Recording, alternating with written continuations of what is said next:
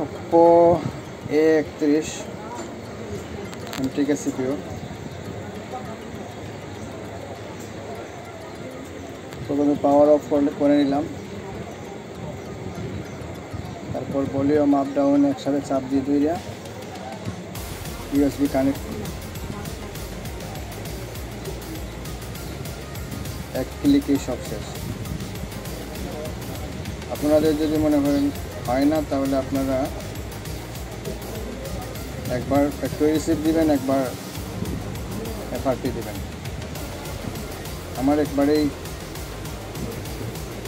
এক ক্লিকে হয়ে গেছে।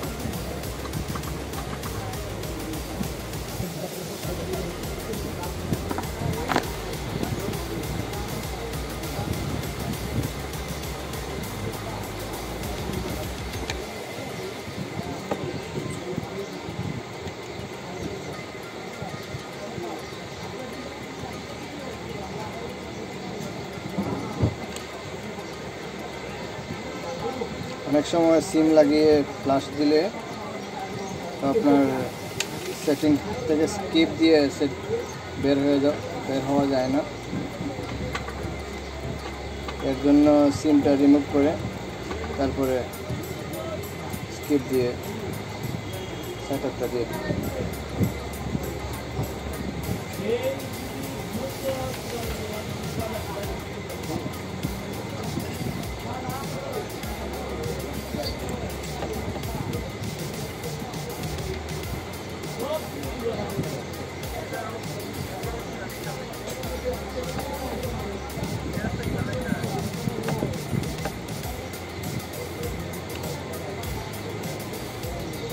ডান 100%।